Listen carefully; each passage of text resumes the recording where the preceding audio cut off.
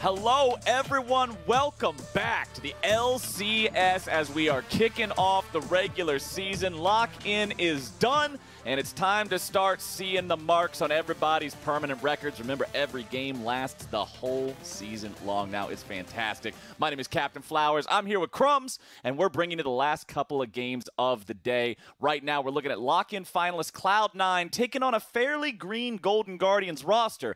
But when it comes to one of the newer members of C9, we haven't seen the level of dominance from Fudge that he delivered in Academy just last year. Yeah, and that dominance, so much of it was on his carry champions, and Cloud9 hadn't been giving him that many games on the carries. It was in the finals where we saw the Aurelia show off, and there we saw finally the Fudge that we had been tracking throughout Academy. He was the top prospect in the top lane there. We want to see if he gets a little bit more of those carry champions, just like how Immortals trusted Revenge today. I think you can count on him to improve. I really liked what I saw out of him in his carry game. It's just going to take some growing pains for him to really figure it out. I mean, this was a really cool team fight, and this matchup is a matchup that I think is really exciting for the development of North America, because you have what was, again, the top Academy player versus Niles, who is the top Academy, or sorry, the top collegiate top laner. So we get to really see a difference between what area of development is stronger here. Collegiate, Academy, and Niles has been getting a lot more attention when it comes to those carries. People don't really have faith in him, but I think that Golden Guardians looked a lot better than their record indicates, and I think that here against Cloud9, seeing how they struggle against TL, there could be upsets, Flowers. Today is the day of upsets. It absolutely is.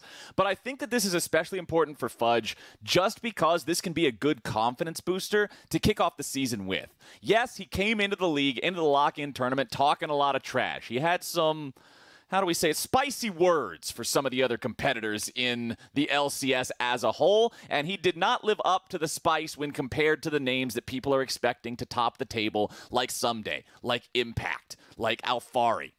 But he's not against Someday, Impact, or Alphari. Fudge is in much more of an environment where he can be set up to succeed in the laning phase in the 1v1s, transition into the mid-game and the team fights from a position of power. And I think for such a fresh player like this, that's important. Let the guy hype himself up. Let him have a great game. Build that confidence so that the next time he does have to face Alphari or Someday or Impact, he'll be feeling that he's there for a reason. He knows what he's got to do, and he'll just be that much better off going forward in those situations. I did love the trash talk that he bust out at the beginning of the season, because we're not, he's not the only one that might have spoken without thinking about what he was saying. We're all guilty of that, and so that trash talk, it's just entertainment. We want to see if he does really well. If he lives up to it, if he fails, it doesn't matter. You still want to watch Fudge just because he said it. So I want to promote players to continue to do it. And if they make mistakes, you forget about them and you just get excited for when they say things like that again. It makes it fun, man. And now we got to look at the bot lane matchup too. Stixxay, remember, this is one veteran player on the Golden Guardians here, going up against Sven from Cloud9. The KDA is quite different between these two. And I love the Pentas stat, because remember, Sven got these back-to-back on Misfortune. Just the stat you rarely see compared. It's like, yes, Stixxay, where are your pentas? Sven's got him, you don't. But I think Stixxay has been quietly fairly good on Golden Guardian. He doesn't have the support that the Cloud9 roster has around Sven, and I don't think Stixxay has been playing nearly as good as he has. But from the season he had last year on CLG, now on Golden Guardians, finding himself as a veteran player, trying to be synergistic with Newbie, who is also a veteran support, I think has given Stixxay a breath of fresh air. And this Golden Guardians roster is one that cannot be underestimated. They have obviously been practicing a lot during the downtime since they couldn't make it far into the tournament. And just like Immortals, they grind hard, they're away, they get underestimated, and that is what allows them to get an upset win. Well, let's see how the draft shakes out here today, my friend. Cloud9 banning out the Olaf and the Pantheon that we see banned out all the time. Renekton also a staple in competition here, whether it's picks or bans. Seraphine's taken off the table. We know how incredible and game-changing her ultimate in particular is. Nobody wants to be playing against that, as Twisted Fate is removed from the pool, and we got one more ban left to go. Cloud9, what is it going to be here? We're going to target something specifically, go for a general overpowered pick. All right. Where's it at? They're taking a sweet time. Come on, C9. There we go. Okay, targeting the Jace for Niles. Interesting. Not the pick you would really think Niles is going to bust out right now. He had a game of it in the lock-in regular group stage, but instead it's just going to be Camille, a much safer blind pick. You can first pick it now, and you might have thought that Udyr was a big priority here, but there are champions that can still play against him. You've got the likes of your Hekarims, your Lilia still available, so if Cloud9 want to lock that away from, take that forward blabber, there's still the possibility for Golden Guardians to now combo the Camille with something like a Galio. They're going to lock away the Taliyah, steal the Galio, and now deny the Camille combo from Niles and the Blaze Olive. Camille Galio is such an incredibly powerful 1-2 punch with the Hex Tech ultimatum trapping you inside that small area while Galio comes in with that huge dramatic entrance to make sure that the fight's going your way. Taliyah is one of these champions that, remember, the name of the game with Taliyah, and we're going back to the broken record from Lock-In Tournament. I apologize, but it's got to be said each and every time. This champion shines when other players on the team have the ability to set up the seismic shove. The balance of the ability is that it's difficult to hit. Opponents have a large window to outplay getting shoved back. But that window closes if they're point-and-click stunned by a different champion. We'll see how Cloud9 wants to navigate the rest of the draft on top of that, because the enemy team will be picking up that Udyr. Iconic running that one here for the Golden Guardians. And there she is, a staple of competitive play here on this patch. Kai'Sa picked up for Stixxing. The Kai'Sa is an important pick here for Golden Guardians because the Cloud9 roster is already looking like they've got a ton of globals or semi-globals with the Weaver's Wall, the ultimate from Galio, and so if Kai'Sa was on that roster, now you've got even more champions diving in. Instead, they're going to secure the matchup for Fudge right away, and we have exactly what we wanted to prep for, Flowers. Carry versus carry in the top lane with some of our newest players into the league who also happen to be representing the respective areas of player development. So Camille versus Galio, Camille versus Jax is a matchup that the Camille will have the initial advantage of. She's going to go with the Omni Stone, as you can already see the Ignite and Teleport runes, and ultimately it'll just come down to jungle diff. That's what it always comes down to in these 1v1 matches. Where the jungle's at, where the support sneaking in the barshes.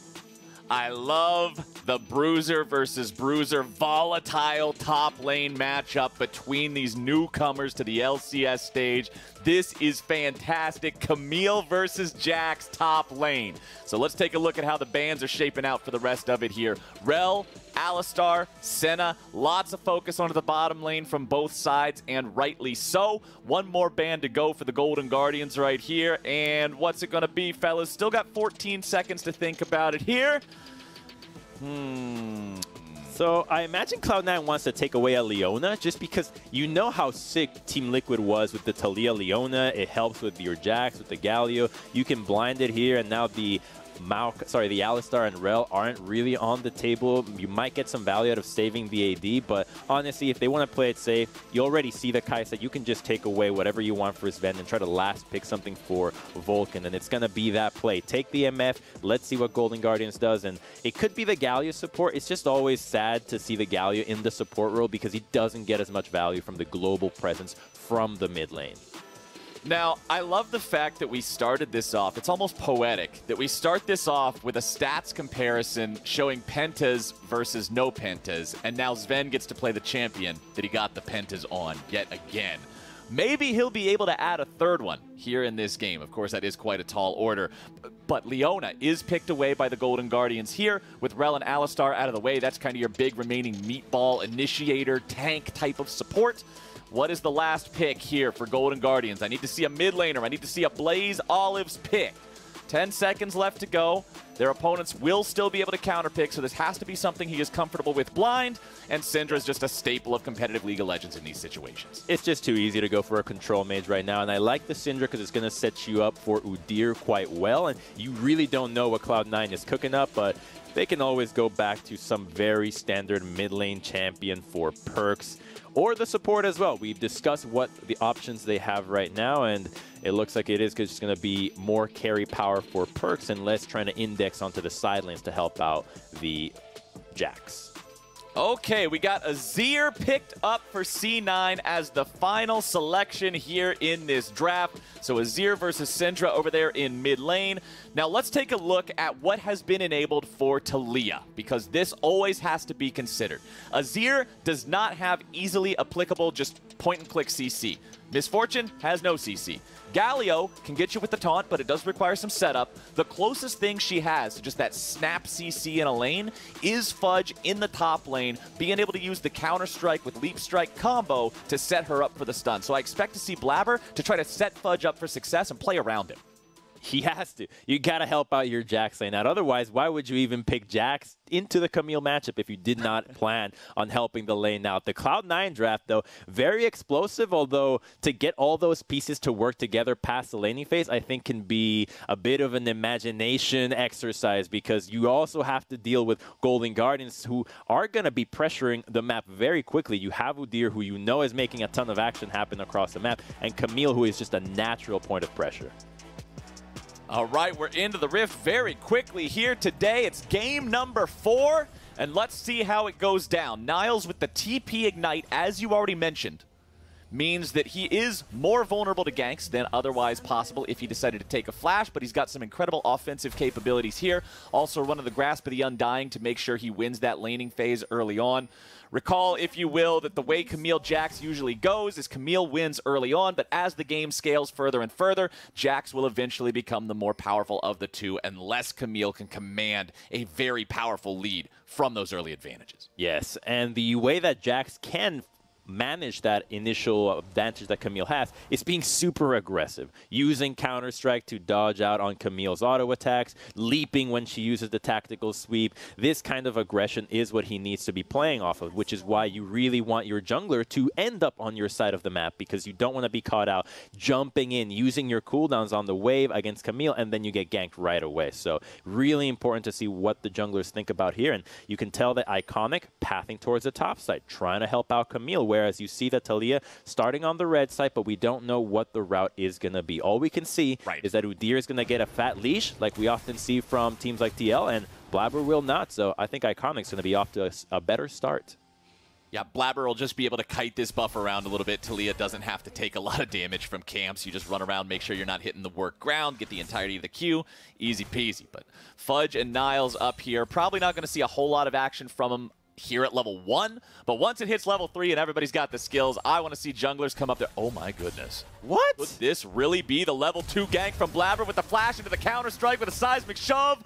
Niles is just done, man. There's no way he gets away from that one. First blood for Fudge. Oh, that is the unexpected level 2 Taliyah gank. You'd think she was going to be out power farming, but just runs straight top, gets a nice kill, and that's a really good help to your top lane. We're going to just take a look at this because Fudge is just auto-attacking casually, right? No one knows that this is happening. Level 1. Yeah, why would Taliyah do this? You don't expect it to happen, and I don't even think that Iconic was able to capitalize on it. So we're just going to see it from a great replay angle. Look at that surfboard. Oh, jumping off the surfboard, riding down the river right into Niles' doom. Remember, no flash. This is what I'm saying. There's no possible way for him to get away from this one. You mentioned when Blabber started the red, you said, now look, Blabber's starting the top side, but we don't know his route. Turns out there was no route. Crumbs, it was a one-stop shop. You go red, you go top. That's it.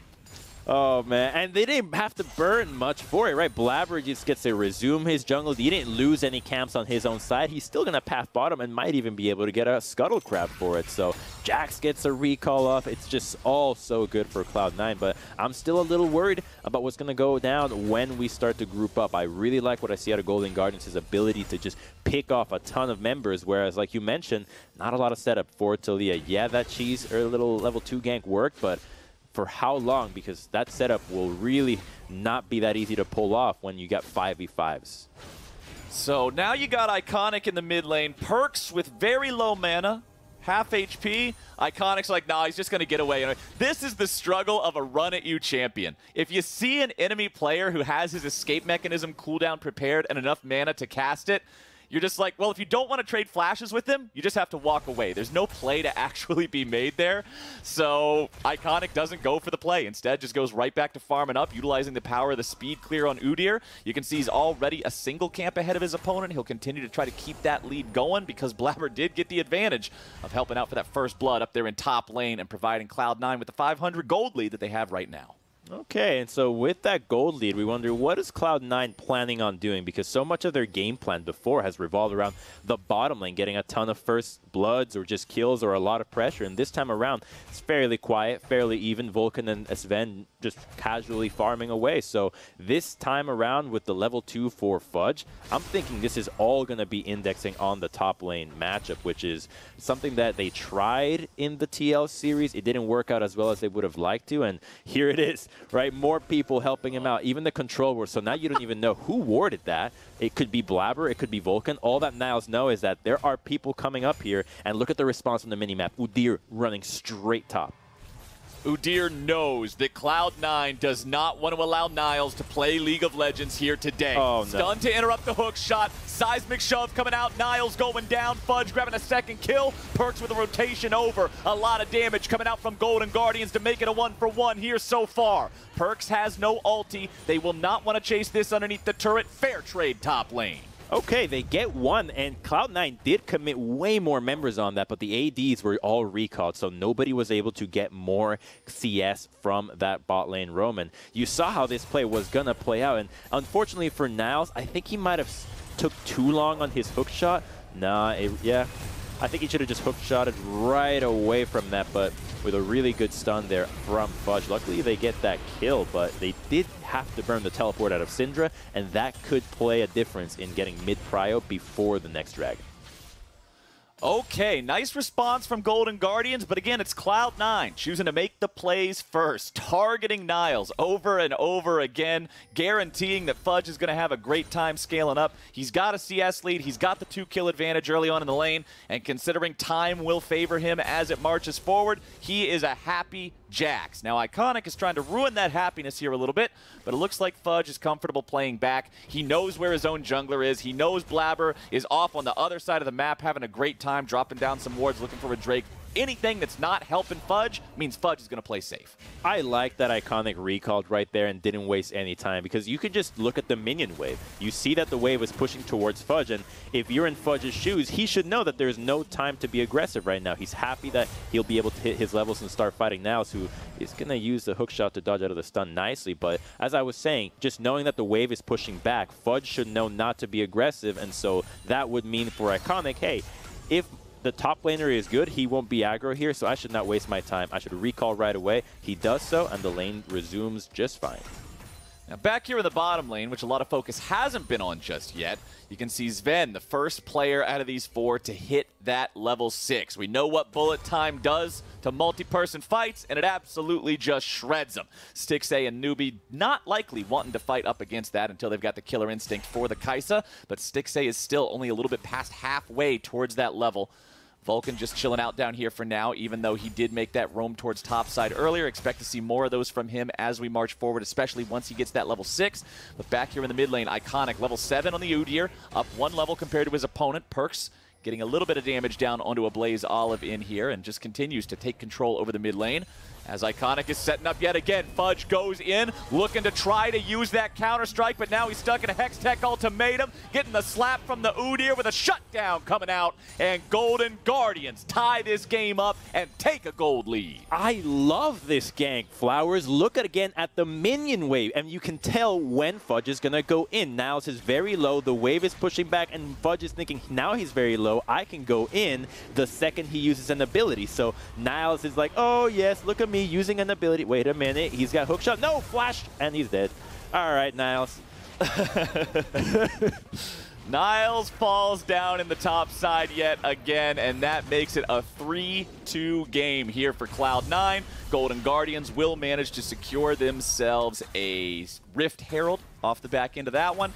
And Niles is all 3 of the deaths for Golden Guardians right now. So Cloud9's focus of him, yeah, it's paying off. But you got to remember, when you're only focusing the one guy, everybody else is having an okay time. Farm advantage in the jungle for Iconic. 2 kills on him. All of Golden Guardians' kills are on him. And then you've got even farm in the mid lane. Nice couple wave advantage for Sven there in the bottom side, as a Blazed Olive will be handed over this blue buff for the second time. As Niles, your job is to farm up, buddy. This is an uncomfortable game. This is a bad situation. Nobody likes to be here, but this is a test of how you can manage to play a game that you are not having fun playing.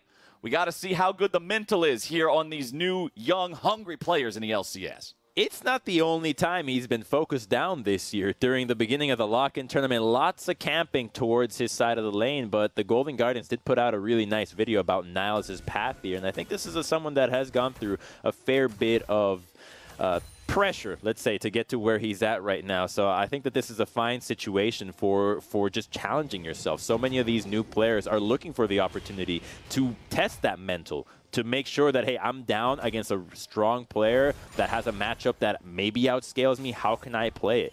Against someone that's camping me with the jungle and support. So if you wanted a difficulty in playing top lane, this is it. Oh, no, they're going to get him again, man. Blabber, you got us. This is bullying. Niles is down for the 4th time this game, and Cloud9 will just not move that target marker off of his back. They struck oil in the top lane. Just keep going. All right. Doesn't matter. It's just free money up here. Just keep showing up into this lane because there's nothing else going on the map. So they can just continue to pressure this matchup. No flash. Easy kill. If you're not in range, you can't use the ultimate to dodge out of you. And that's another kill for the top lane. And still no answer in another part of the map just because of the nature of the champions. Udyr with Syndra against Azir. As long as Perkz is not in stun range, it's never happening. And with the bottom lane, you look at Sven, he's clearing waves with ultimate. So maybe Iconic can find another way to counter gank what's happening top. It's the only place Cloud9 has gone for, so it could work. Well, Iconic has the Turbo Kim tank ready to go, so at least he's got his playmaking item ready, but he must read the situation correctly, as we've seen him do a couple of times here so far this game. If he can catch Blabber as he goes for those really aggressive walls like that, yeah, plenty of plays to be made. But man, every single one of these ganks just keeps setting Niles further and further behind. Blade of the Ruined King is done for Fudge. Niles has shoes and a toy lightsaber, 2 butter knives, and a bottle of 7-Eleven Big Gulp. None of this is as good as a Blade of the Ruined King. Niles is jumping in there. Fudge dropping a counter-strike. Golden Guardians coming up. They don't care about the Blade of the Ruined King. That champion's not even allowed in competitive play just yet. And Golden Guardians kill off Fudge, bringing themselves back up to a 3-4 game, and they're shoving this minion wave into the turret. Niles just showing you how to take down someone with a butter knife here, Flowers, because he is really out-CSing Jax as well. You say he's been focused. He was keeping up in farm, and this actually is now swinging the entire top lane matchup. All that focus we saw earlier, this entire wave is going to be denied to the Jax. All of this gold going back to the Camille. Love this from the observers. Look at the gold. It's back to even. All that work to the top lane for nothing. Hey, it's not just even. Camille is ahead by 2 melee minions worth of money. But the most important part about that sentence, Camille is ahead, despite the fact that he is 0-4 right here, right now. Fudge might just get dove again. No, they don't even care about Fudge. They want to go for the tier 2 instead. Turret destroyed in the bottom lane, but a tier 1 from a tier 2 is a trade you will take, my friend. What am I telling you, Flowers? Don't sleep on Golden Guardians. They're even in gold here against Cloud9. Yeah, you're down by 2 dragons, but that's a fine position to be in here. Keeping up with the team that went to finals, took TL to 5, I think is a really big deal, considering that, the Perkz salary is probably worth the entire contract of this team. Yeah, that's a really good, positive start for Golden Guardians. Golden Guardians, man, keeping this game even 13 minutes in. Now, granted, that's just in gold, right? The objectives, the neutral objectives, have gone the way of Cloud9 here. Golden Guardians were able to use the Rift Herald that they got to secure that second turret there in the top lane, but 2 Drakes so far for Cloud9. Golden Guardians will have to start to answer this. It will be a Mountain Soul this time around, which will make it much more difficult for Niles and a Blaze Olive and Stixxay to dive in there and find the damage that they need to find to blow these guys up on the side of C9. So what's the play here, Crumbs? Because we talked about how new this Golden Guardians roster was, how a lot of these guys are moving up to the LCS level of play for the first time. If you have a roster like this of these guys that are inexperienced, remember what Freak was talking about earlier on in the day. For new players, for these guys who are fresher to the scene, the game gets more difficult as it moves forward. The situations become more complex and harder to navigate. How do you want to see these guys navigate this situation against a roster like Cloud9 from even ground? I think right now you can have Niles thinking about pressuring Fudge in a 1v1 as long as you have deep vision, because you see that Vulcan keeps moving towards the top side just in case Camille wants to engage onto him. So they know that the 1v1 matchup is really important here. before they teleport into any dragon fight. So I want to see set up around the 1v1s, whether it's Fudge versus Camille for Cloud9 or Golden Guardians. Both teams know how important this is, because if you get this matchup ahead, then the teleports and flanks into the dragon fights are going to be even more valuable. Fudge just taking some free damage, seeing if he can bait Niles to go in, but he knows better than that. He's already fallen for this 4 times. 5 times is too much. You don't get to kill Niles 5 times and get away with it, but they're going on the Blaze Olive, and he is probably dead. Oh, but Blabber's getting stunned up, and a Blaze Olive is not going down without a fight. Nearly grabbing a return kill onto Blabber here, but close is not good enough. And Cloud9 picks up their 5th kill of the game. Look at their speed with which they made a cross map. About 20 seconds ago, we saw Blabber and Vulcan in the top side thinking about killing Niles. Immediately, Blabber bots out of the map, already ganking the Syndra. It's those Sork shoes rush with the crazy mobility that she has. And so it's a teleport to match what Blabber is at, and just a really nice way to surprise a Blaze Olive. 10 seconds ago, he was just by himself in the lane with TP and the Weaver's Wall. That global, semi-global that we were talking about in Champion Select that this champion offers is just a really difficult thing to anticipate, because you never know what angle she's going to come out of. And remember, man, we're thinking about Cloud9 last year. Such a roller coaster for C9 fans. They were looking unstoppable. They were looking like North America's best chance ever in international competition. And then there was no international competition because MSI is gone, and then summer just falls apart and they fail to make it to Worlds. And the reason that I'm putting all you Cloud9 fans through this traumatic recollection of these events is because C9 lives and dies by the Blabber. When Blabber could pop off, when he's finding his way into the lanes and setting up proper ganks, the team looks really good. And so far, he's 100% kill participation, 3-0-2 here on the Taliyah, exactly what the doctor ordered. When you win a split in the most dominating fashion we have ever had, when you keep counting on Blabber, I'm not feeling too bad about those chances. He's got all the kills right now and the stopwatch to survive. So I think that he's really set up well here. There's a lot of champions on the side of Golden Guardians that want to dive against you, get in melee range. So Blabber's job this time might not be what we initially thought the Taliyah was trying to do, which is combo with these point-and-click champions. She can just make sure that Golden Guardians' champions that are already trying to dive get CC'd, get knocked back, or just get displaced by her, and that'll be just all she needs to do to get value from the gold she has. Cloud9 setting up here in the side brush. Rift Herald summoned in mid lane. Golden Guardians using this one here for the 2nd time. That is a 0 value Shelly. That is a very sad Rift Herald summoned up and immediately just beaten down before she can get anything done whatsoever. Doesn't even prove a viable distraction, as Cloud9 will head back over into the bottom side river, take this Drake. Golden Guardians is not willing to fight for it, and that takes Cloud9 up to Soul Point. Golden Guardians now has to answer every Drake after this, or they give away the soul. Okay, I mean, this is not the end of the world for Golden Guardians. They're still crashing top, getting some gold on the side lanes, but I felt like the initial setup that Jax was able to do in this lane is what allowed him to roam down without using the teleport, and so they were already at a numbers advantage before Golden Guardians had even figured out the proper lane assignment. So the Jax managing the wave properly, I believe he was holding a little bit of a freeze before that, now puts the team at Soul Point, and that's going to be a big one. That Mountain Soul against champions like the Syndra, even things like Udyr. Udyr won't do any damage anymore, right? Like, when that dragon is on your team, you can remove him from someone you think about DPSing and just see him as a complete stun bot.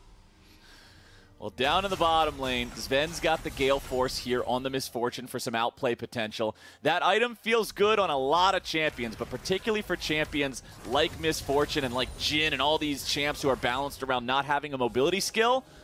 Giving them a mobility skill makes them feel real good about how they can play these team fights and position themselves. So keep your eyes on Misfortune as we look for opportunities for more fights to break out. But honestly, Crumbs, there's not a whole lot to fight over right now on Summoner's Rift. 18.5 minutes into the game, no dragons alive. Baron can't even spawn for another 90 seconds. So unless somebody can hard force something here, we're sort of just waiting and seeing the teams scale up a little bit further. Golden Guardians, you can see they've got control over this bottom side river, but there's still Cloud9 wards present. One that Iconic's running over right now that obviously Golden Guardians knows is there. They injured it once, so they're aware that it was placed, but not doing anything to sweep it away.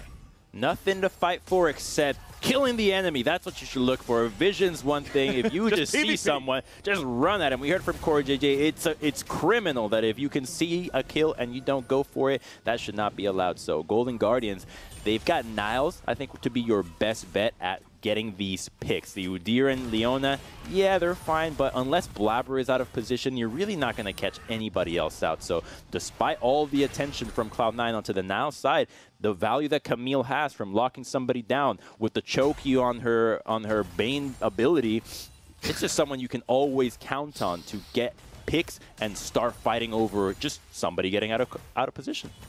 The Cho'Gath R on the Camille Q. You gotta love it as Fudge continues split pushing down here in bottom side, man. Just trying to continue building up them leads, making sure he's soaking as much solo XP as is humanly possible. Now, with Vulcan going back to base, that means he will need to be a little bit more careful. You can split push with impunity. If you know you got backup nearby, they can jump in and help you out there with the ulti, but as soon as he's gone, you gotta get gone too. As Niles will now take his turn at trying to answer the wave here a little bit. But look at the caution on this guy, man. He knows how hard they're focusing him. He sees the wave right there. Yeah, it's past the mid-map point, but nope.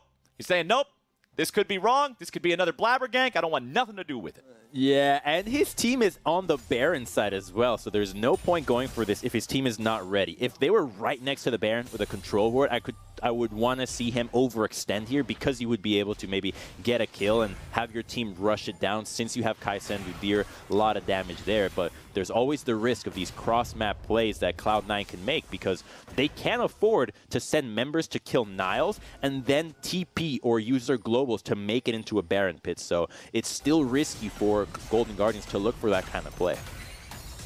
Golden Guardians and Cloud9 are taking this game real easy right now. Nobody really looking for a fight. Everyone's content just waiting for this Drake. But Cloud9's the team that actually feels comfortable with that. Because if you're in Golden Guardian's seat right now, that timer ticking down is a Monka W type of moment. Not just the Monka S, it is zoomed in because these guys know if you win that fight, if you take that Drake, congratulations. Tiny little bonus prize. Doesn't amount to a whole lot. If your opponents get it, 5,000 gold's worth of value with a permanently regenerating shield. So they have to take this massive, high-risk, low-reward fight, and they've got to be ready, because it's 35 seconds away, Crumbs, and Cloud9 has control over bottom side river. Oh, they have full control here. Camille is just barely making it out into the map now, and Blazolif is just getting his recall now. He'll have to teleport back into the lane if they want to even contest Vision, minions, or the Dragon in general. Yeah, he'll pop it. Actually, no, he's walking. Okay, that puts Golden Guardians in the back foot. Real back foot here against Cloud9's Vision. Look at the control wards they have. So Golden Guardians just walking in blind, having with your face check. Blabber goes for the seismic shove on Newbie, but doesn't get it. Newbie staying 95% HP. The dude's feeling just fine. Iconic is ready. He has his flash to get back out of the pit or get into the pit, whatever has to be done. Drake already started up here by Cloud9. Golden Guardians looking to go in and fight for this. They know they have to. Newbie comes over the wall with a blast cone. Drake partially resetting, still at half HP. Seismic shove again, not finding the mark onto Newbie. Mountain Drake down to 2,500. Looks like we're going to get a 50-50, a smite fight. Blabber stays alive here with a stage. Wow. There's your bullet time. There's Misfortune. Perks gets a kill on Stixxay. Everything is disappearing. Golden Guardians steal away the Mountain Drake, and Iconic is running like a bat out of hell. He got in there. He got the mission done. Stun, run, things done. I don't even know what the meme is, but the boy's out. But that means Cloud9, they don't care about losing the Drake, man. They're going right back on the other side of the map, and they're looking for Baron. They're so happy that the Udyr flashed in, used the smite to try to steal it, runs to the other side of the map, because, yeah, this is a huge win for Cloud9. The Baron fight, and they had the fight in their eyes the whole time. Look at the angle that Fudge was flanking from, and so the combo between him and Vulcan just set up everything beautifully. It layered that Sven Misfortune ultimate right on top of it and obliterated the Golden Guardians carries. They grouped up. Take a look at this. So you're going to see Vulcan and Sven combo into Stixxay and the Blazolif. What a big catch. Both carries, and then Fudge flashes in. That's a big mistake, grouping together right in front of the crowd control of Cloud9, but they immediately see it. They take it, and they're very happy about it, because with a Baron now and the Jax with the Blade, he's going to win out against the Camille. The split pushing pressure is now online. that fight, the one saving grace there is the fact that the one player on Cloud9 who died was the jungler, so it was super easy for Iconic to steal that one away. Now, Cloud9 also did a really good job when they took that Baron. They recognized there was no contest for it, even though the enemy jungler was alive because Golden Guardians didn't have the players. So they waited an extra 5 seconds for Blabber to come back alive so everybody could get the Baron buffs. So Cloud9 has 5 players wearing purple, 3,000 gold lead. Iconic approaching from the side here, but it doesn't look like he's going to be able to get a whole lot of anything done. Blabber goes for a seismic shove. Sven going in with a Gale Force. Iconic going after him. Blabber stuck on the front line. Blabber just dies to Stixxay. Cloud9, what in the hell was going on with that one? Yeah, okay. Not sure what they thought that a Blaze Olive was getting caught by himself, but they have Baron, and they're split pushing on the side, so they figured if we buy some time, maybe we can get something in the side lanes. They don't. Maybe Azir got to crash some waves, and the Jax 1v1 and got Niles to run away, but that really stalls them out. And I wanted to go back on your point, Flowers, about killing the Baron to make sure that your teammates get it. If there's no one around and you're not doing that, you are trolling. You hate your teammates. You really need to do that every single time. Hey, it's actually unexcusable. You get so much value from getting another Baron. If there's no threat of a steal, wait it out. Make sure your team gets it, whether it's solo queue or professional play. It's a huge deal to be able to boost those minion waves on the side lanes. Getting somebody else to have that can make a difference between winning a fight and ending the game, or just winning a fight and having to wait for the next Baron spawn. Oh, man, things are getting a little bit crazy here in this game of League of Legends right about now. Let's take another look. We got a replay showing up on what happened in the bottom lane. Niles' TP did get interrupted. Fudge chases after him, but Niles does get away with the incredible mobility of Camille. But then, man, back in the mid lane, from Cloud9, that felt like a we're better than you play. You don't make that kind of play if you think you're on even ground with your opponents. That's one of those super just really forcing the issue types of things that you're just like, hey, we can outplay you because we are more skilled players. It didn't work out. They end up overcommitting. Blabber dies, and I like the punish from Golden Guardians. Yeah, they are not shy about it, recognizing the mistakes on Cloud9 and just going for it. It's the power you have of having absolutely no pressure to win this game. No, not a soul was expecting Golden Guardians to put up a fight here, so anything that they can do to take gold away from Cloud9 to make sure that they have a hard time here is a big deal. Blaze Olive has flash. He can always get out of it. Olive? Okay, yeah. He has to flash over the wall. He knows it's doomed if he doesn't. They can go for him again, though. That's the kind of play they wanted to go for in the mid lane where they kind of ran down that Baron. So they could try that one more time now that the Syndra is actually without flash. So Syndra, no flash. Good job getting the summoner spell there. Weaver's Wall, obviously, with a much lower cooldown than Flash has. But hey, it's 45 seconds, Crumbs, and now we got to watch another episode of Mountain Soul TV. Golden Guardians hates this show. They managed to survive last week's episode, but man, it's another one coming out here tonight. And let's see if Iconic has the power to steal away these things back to back. Kim Tank, Deadman's, Force of Nature, all complete. Every single one of these items has move speed components to it. That's exactly how Udyr wants to build. But can he get in there? Can they get the kill into Blabber again, critically too? Because remember, that stops it from being the 50-50. Fudge is just making sure he mounts this side lane threat the entire time, and he has teleport to join up with the rest of the squad if need be. But unlike last time, it's Golden Guardians who have control over the bottom side river. And they're keeping a Blaze Olive matching the Jax because he's the one that has teleport. They know that Niles is here now, and there he is. Syndra teleporting, but Jax is also on the flank. How does Golden Guardians react to this? Because they got bopped last time, and here they probably will just keep Stixxay and a Blaze Olive away from each other. That's the most important thing. Don't get them locked down together. Stixxay and a Blaze Olive. They're standing right next to each other yet again. Drake loses a little HP. Couple of skill shots being thrown out by either side. C9 making the call to burn the Drake. They're going in. Iconic still in the pit. Do they go for the 50-50? Stun lands only onto the Galio. Red team is slaying the dragon. You saw it here first. Cloud9 grabbing the Mountain Soul. And the fight breaks out afterwards. Beautiful two-man talk coming out from Vulcan with the ulti follow-up from the Cloud9 carries. Sven's being attacked by Iconic, but the boy does not care. Fudge barely hanging on here as Stixxay is on the run. It is a Mountain Soul plus 2 kills. Might just be able to make it 3. Stixxay tries to turn it around, but Stasis denies that play. And C9 wins out huge in this bottom side fight.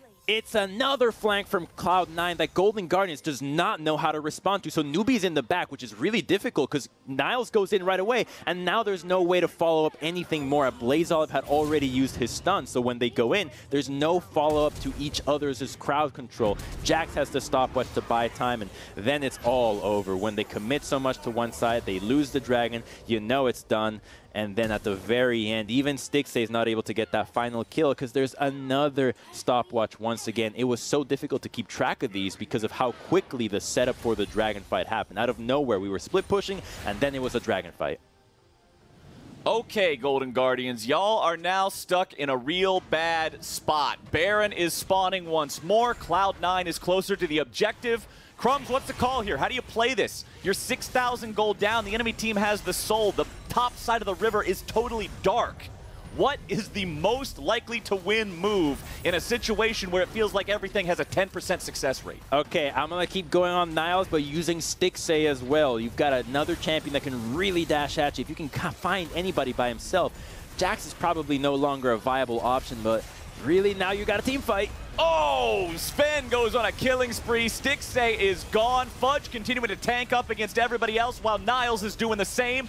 Both top laners continuing to run, but it's Niles running away and Fudge running them down. Niles falls. A Blaze Olive and Stixxay are already out of the picture. It is Iconic and Newbie versus all of C9. I don't even think these boys need the Baron, Crumbs. All they got to do is have one of their players just tank up the Nexus turrets instead of the minions. Minions hang around for the backdoor protection. One of y'all walk up there and tank it. There we go. Vulcan, the team player. Nexus turret #1 under fire. That thing is gone. So is Vulcan. Not quite as clean as I was hoping for, but clean enough to win this game of League of Legends. Newbie dies on the steps to the base. Iconic is trying to cut the wave, but Cloud9 don't even care. GG, well played. C9 takes the win. Big dominating win out of our other finalists. So it looks like one of the teams really got a lot more practice or value out of so many games played towards the end of the lock-in tournament. And the Golden Guardian squad, honestly, I was pretty happy about that. They kept up in the first 20 minutes. I thought that was... At least the first 15. Yeah, that might have been the time where they would have lost if you saw these two rosters on paper before the split begun. So here, I liked what I saw, maybe making sure that Niles doesn't die quite that much, but clearly the plan was to focus him. So to think that Cloud9 wasn't going to be able to get some gold out of that seems foolish. Yeah, and I want to throw this back again to what Freak was talking about earlier. Freak is a smart dude. I use intelligence as a dump stat, so we're going to take his wisdom instead. He was talking about how younger teams will have more difficulty in later stages of the game. I think it's a great sign that Golden Guardians was able to have the laning phase, the early game down pat. Now we just need to see more practice in that mid-game and late-game decision-making, how to have everybody properly positioned and set up for these objective-based fights. But I think there's a lot of promise here, and I'm still really liking the fact that Golden Guardians is going with this young roster, trying to bring up the native NA talent. But a young roster still has quite a mountain to climb up against teams like Cloud9 after they take the win here today. We're heading to a break here now, but after that break, we're going to hear from LaTigris and Blabber in the Verizon post-game interview. Don't y'all go anywhere.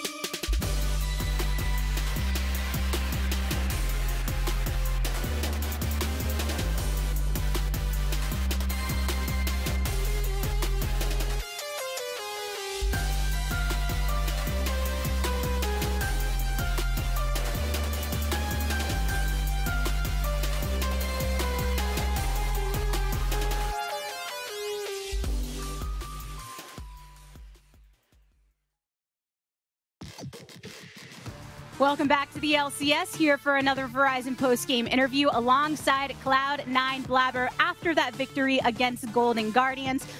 First things first, so I think we kind of got an idea of where the plan of attack was going after that level 2 gank hit, but I want to hear from your words what your thought was on this matchup and what Cloud9 was doing to secure a victory.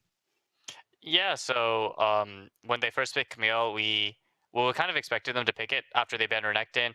And we picked Jax into it, right? A very volatile skill matchup. And I knew that I would have to affect that matchup. And honestly, whoever wins up there is probably going to be able to carry the game. So that's generally my thought process going into the game, to affect a volatile matchup to help my team win.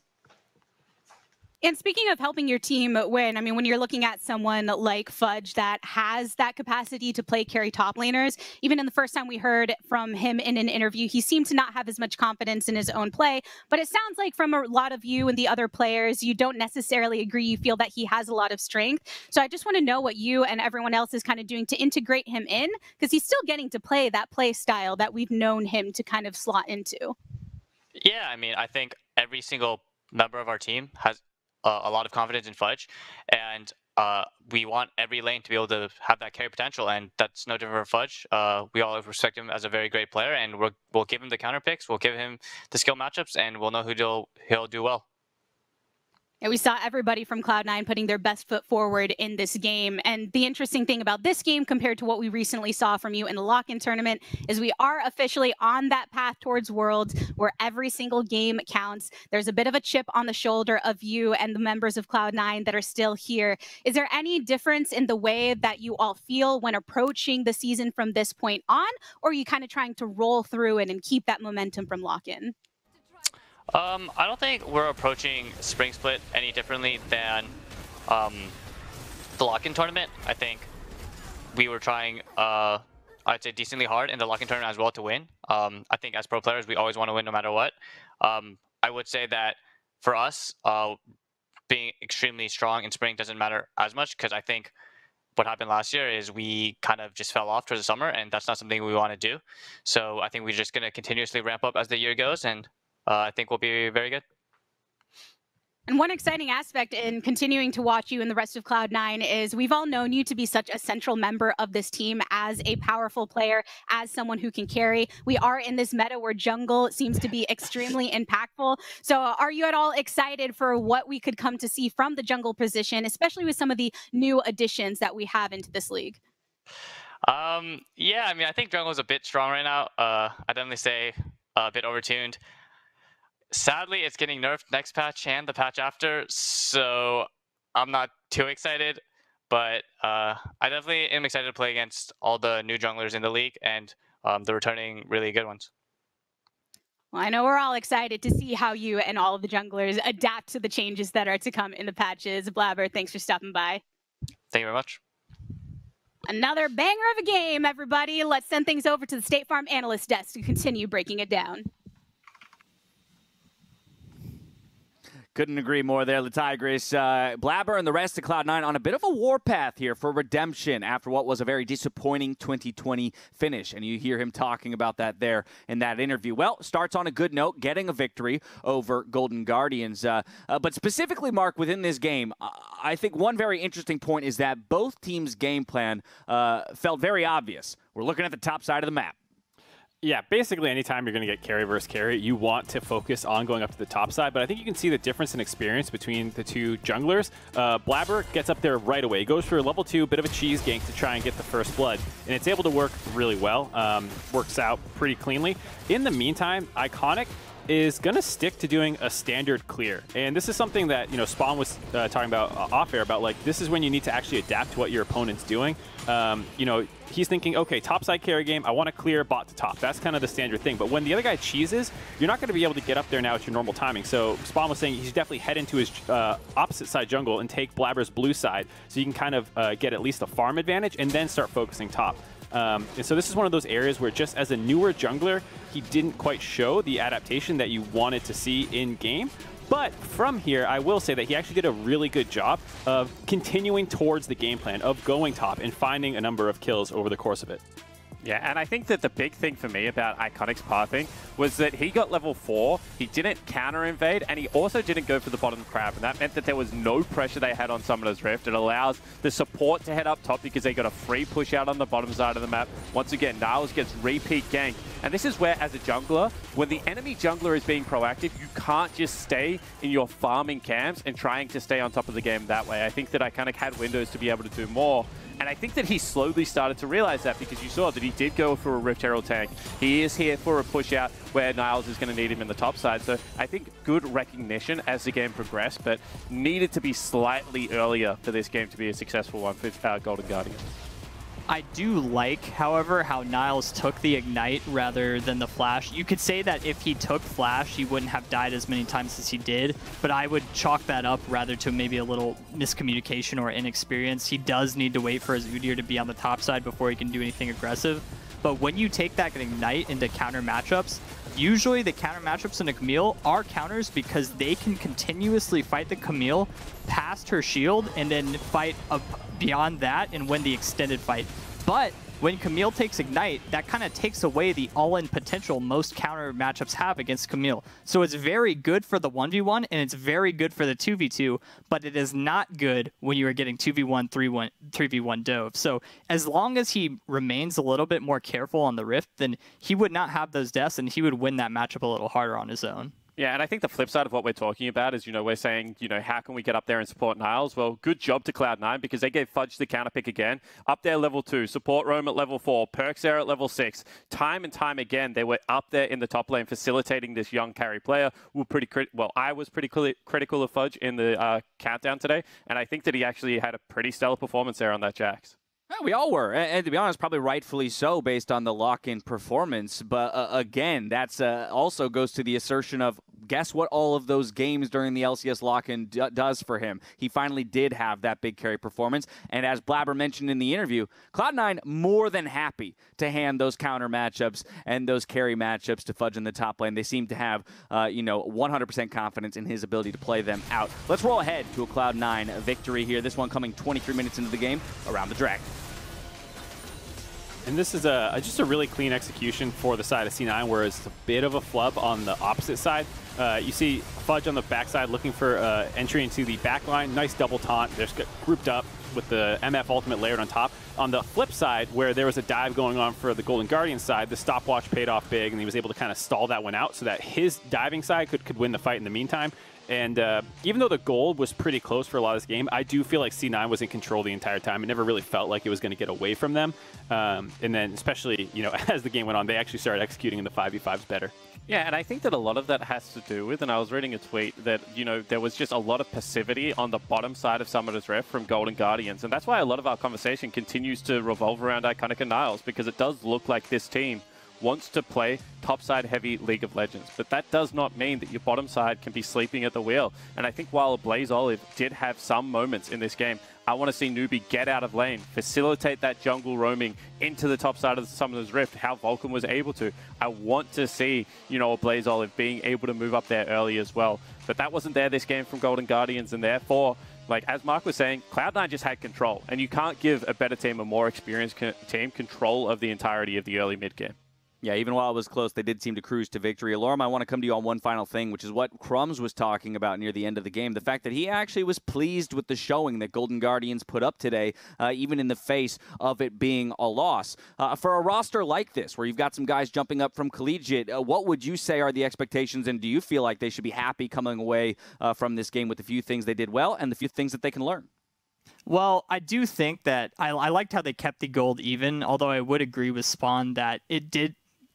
They didn't really feel ever like they were in control in the game. They were constantly being pushed back, or enemy team had prio the whole time. So I think they could go away that they're happy they kept the gold even, but they should be looking to do a little bit more. This was an extremely top-focused game. We saw a lot of deaths from Niles, and we saw a lot of misplays from Fudge where he died to a gank and got his entire turret taken. So I think the best takeaway is that you can get very behind on the top side and still make a comeback, because there was a point where Camille ended up ahead in gold due to the plates of the turret. So it's good to know that despite a very big disadvantage in team experience and a rough early game, that they can come back and still make it a semi-competitive game, but that they still need to be a little bit more proactive, especially when it comes to picking when you have Camille. Well, Golden Guardians will have another opportunity to show us their learnings tomorrow against Immortals. But for now, Cloud9 sit at 1-0. We got one more game before we close out the day. It's CLG coming up next, right after this.